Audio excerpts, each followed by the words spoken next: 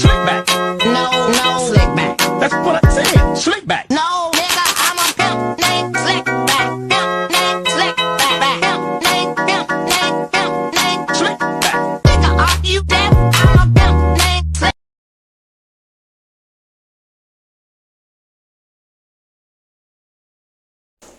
Oke, pertama-tama kita akan membahas mengenai faktor interaksi desa dan kota. Faktor interaksi desa dan kota ini adalah suatu hubungan yang saling mempengaruhi antara wilayah desa dengan wilayah kota yang menghasilkan dampak. Jadi seperti yang kita tahu bahwa desa dan kota itu kan memiliki jumlah yang sangat banyak. Tetapi dari tiap-tiap daerah itu pastinya mempunyai kekurangan dan kelebihan masing-masing. Yang pertama Entah itu dilihat dari bentuk sumber daya, barang, atau jasa. Dan banyaknya desa dan kota yang akhirnya menjadi dua wilayah yang saling melengkapi. Kita dapat melihat pada gambar di samping antara wilayah A dan wilayah B itu mempunyai interaksi yang sangat kuat. Faktor yang kedua adalah intervening opportunity atau kesempatan untuk berintervensi. Jadi ada suatu wilayah yang memutuskan atau memakan interaksi antara dua wilayah. Dan analoginya, awalnya ini wilayah A sama wilayah B ini saling berinteraksi untuk memenuhi kebutuhan sumber daya. Tetapi wilayah A dan wilayah B ini bertemu dengan wilayah C yang memiliki pasokan sumber daya yang lengkap. Dan wilayah C ini yang jadinya untuk memenuhi kebutuhan antara wilayah A dan wilayah B. Dan pada akhirnya wilayah A dan wilayah B ini tidak saling berinteraksi lagi karena di mana masing-masing mereka itu kebutuhannya meminta dari wilayah C. Faktor yang ketiga yaitu spatial transferability atau kemudahan perpindahan ruang. Faktor yang ketiga yaitu spatial transferability atau kemudahan dari perpindahan ruang. Jadi, jika kita lihat dari faktor sebelumnya, pada faktor ini kita penasaran kenapa wilayah A dan wilayah B itu tidak saling berinteraksi dan kenapa pada wilayah ini harus adanya wilayah ketiga atau wilayah C di antara mereka. Faktor ini merupakan kemudahan perpindahan barang atau jasa pada suatu wilayah yang sangat mempengaruhi, dan kemudahan ini bisa berupa jarak yang lebih dekat, biaya transportasi yang lebih murah, dan aksesibilitas yang lebih mudah ke wilayah tersebut. Yang ke B, struktur dan pola keruangan desa. Jadi, menurut Sutarjo Kertohadikusumo menjelaskan bahwa desa adalah kesatuan hukum dan di dalamnya bertempat tinggal sekelompok masyarakat yang berkuasa untuk mengadakan pemerintahan sendiri. Ciri-ciri dari desa dapat kita golongkan menjadi dua bagian, yaitu ciri fisik dan ciri sosial. Yang pertama, kita akan membahas mengenai ciri fisik dari desa. Ciri yang pertama, tata guna dan pemanfaatan lahan. Jadi pada pedesaan, tata guna dan pemanfaatan lahan lebih menitik beratkan pada sektor pertanian.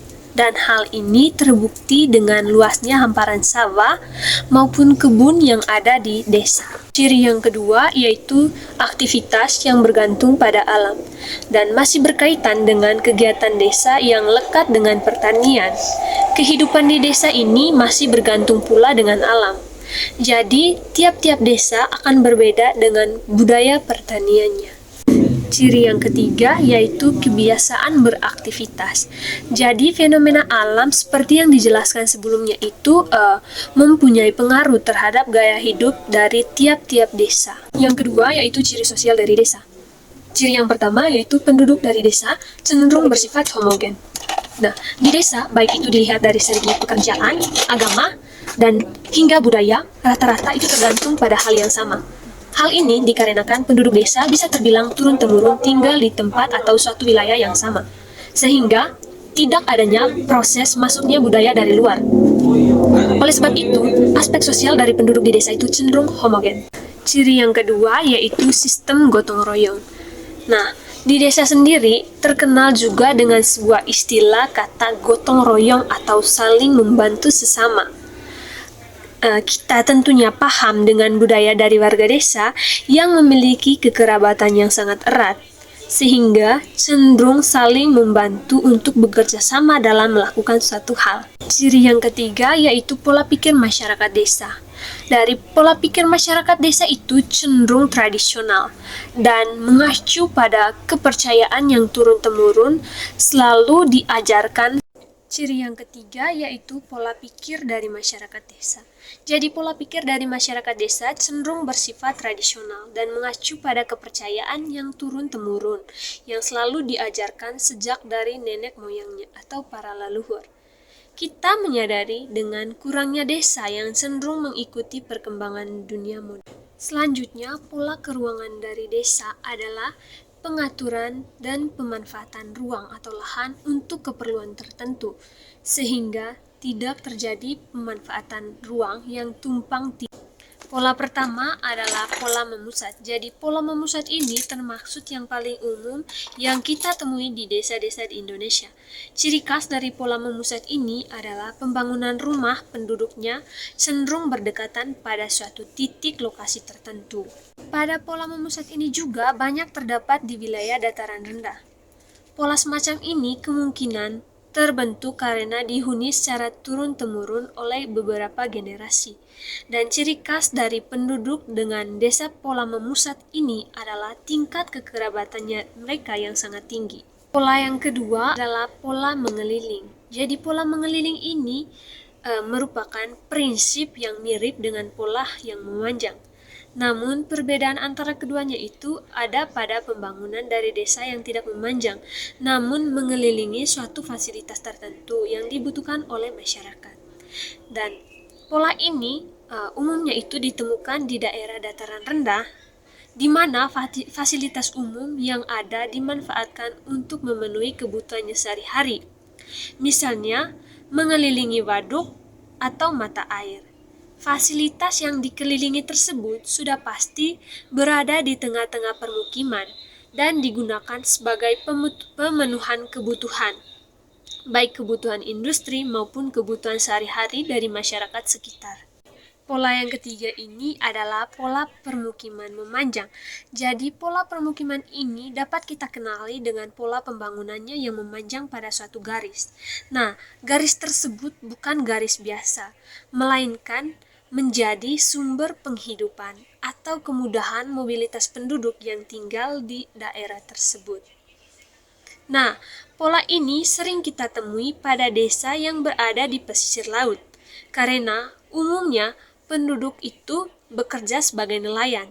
Selain itu, pola memanjang ini juga bisa kita temui pada daerah yang dekat dengan jalan raya. Nah, rumah-rumah yang berdiri di atasnya itu cenderung mengikuti dari garis yang memanjang. Pola yang keempat yaitu pola menyebar. Jadi pada permukiman ini umumnya ada daerah dataran tinggi karena rata-rata penduduknya itu akan mencari dataran yang rendah. Morfologi ratahan mudah didirikan bangunan sebagai tempat tinggal para penduduknya. Selain dari faktor morfologi tadi, kecenderungan pembangunan yang menyebar pada desa dengan pola menyebar ini antara lain alasannya yaitu kesuburan dari tanah, sumber air, dan topografi dari lingkungan sekitar tempat tersebut. Nah, yang ke-C yaitu struktur dan pola keruangan kota. Jadi, pemerintah Indonesia menjelaskan mengenai kota dalam Undang-Undang Nomor 22 Tahun 1999 tentang otonomi daerah. Jadi, kota di sini dijelaskan sebagai kawasan yang mempunyai kegiatan utama bukan di bidang pertanian, dengan susunan fungsi kawasan sebagai tempat permukiman perkotaan, pemusatan, dan distribusi pelayanan jasa pemerintahan, serta pelayanan sosial dan kegiatan ekonomi yang lainnya.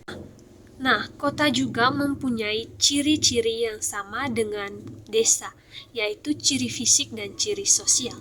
Nah, kita akan membahas mengenai ciri fisik kota. Jadi, ciri fisik kota dapat kita lihat dari fasilitas yang lazim ditemui di wilayahnya. Dan fasilitas tersebut berupa sarana yang menunjang kebutuhan penduduknya. Yang pertama, yaitu tempat parkir. Jadi, tempat parkir ini sebagai sarana penunjang mobilitas penduduk yang memiliki alat transportasi pribadi. Yang kedua, yaitu pusat keramaian. Jadi pusat keramaian ini digunakan sebagai lokasi atau ruang bagi berkumpulnya warga-warga di kota. Tempat ini menjadi pusat kegiatan sosial atau acara baik formal maupun non-formal. Contohnya seperti alun-alun, mal, dan beberapa tempat unik untuk berkunjung lainnya. Nah, yang ketiga yaitu sarana olahraga atau lapangan yang luas. Dan tempat ini menjadi salah satu pusat kegiatan masyarakat untuk beraktivitas fisik maupun mengadakan acara besar yang membutuhkan ruang yang bisa menampung banyak orang. Nah, berikutnya itu ciri sosial dari kota. Ciri yang pertama yaitu jenis pekerjaan yang dijalani oleh masyarakat di kota itu cukup banyak dan beragam. Bidang pekerjaan itu mulai dari pegawai kantor, aparatur sipil, dosen dan peneliti hingga pedagang serta pekerja. Jadi berikutnya itu ciri sosial desa. Ciri yang pertama, jenis pekerjaan yang dijalani oleh masyarakat di kota itu cukup banyak dan beragam. Dilihat dari bidang pekerjaan mulai dari pegawai, aparatur sipil, dosen, dan peneliti, hingga pedagang serta pekerja serabutan. Jadi pekerjaan yang memiliki kestabilan dan menentukan hajat hidup orang banyak itu biasanya akan mendapatkan tingkat sosial yang lebih tinggi dibandingkan yang lainnya. Ciri yang kedua yaitu tingkat pendapatan. Makin tinggi pendapatan seseorang, maka akan tinggi pula strata sosial yang mereka miliki. Yang terakhir kita akan membahas mengenai teori struktur keruangan kota. Yang pertama ada teori konsentris. Jadi teori konsentris ini dikemukakan oleh Ernest W. Burgess pada tahun 1925. Nah, bisa kita lihat pada gambar-gambar yang tertera di slide. Jadi menurut keterangannya pada gambar 1 yang ditunjuk pada gambar itu merupakan zona pusat daerah kegiatan atau Central Business District. Yang kedua yaitu zona peralihan atau zona transisi, di mana perdagangan beralih ke permukiman. Yang ketiga, zona permukiman kelas proletar. Jadi perumahannya itu sedikit lebih baik karena dihuni oleh para pekerja yang berpenghasilan kecil atau buruh dan karyawan kelas bawah. Nah, untuk zona yang keempat yaitu permukiman kelas menengah atau residential zone. Residential zone ini merupakan kompleks perumahan para karyawan kelas menengah yang memiliki keahliannya pada bidang tertentu. Sedangkan zona kelima adalah zona penglaju atau commuters. Zona penglaju ini merupakan daerah yang memasuki daerah terbelakang atau merupakan daerah batas desa dan batas kota. Teori yang kedua yaitu teori sektoral yang dikemukakan oleh Homer Hoyt pada tahun 1929. Nah, teori sektoral ini sama halnya dengan teori konsentris, yaitu memiliki 5 zona, tapi dalam zona ini teori yang ketiga yaitu teori inti ganda yang dikemukakan oleh Harris dan Ullman pada tahun 1945.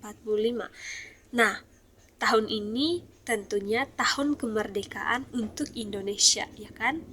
Dan pada teori inti ganda ini ada 8 zona. Nah, untuk zona pertama yaitu zona di mana pusat daerah kegiatan. Yang kedua yaitu terdapat grosir dan manufaktur. Sedangkan pada zona yang ketiga untuk daerah permukiman dari kelas rendah, sedangkan zona keempat permukiman dari kelas menengah, sedangkan zona kelima zona permukiman dari kelas tinggi. Zona keenam zona daerah manufaktur berat.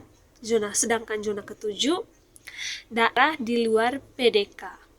Zona kedelapan daerah pemukiman suburban.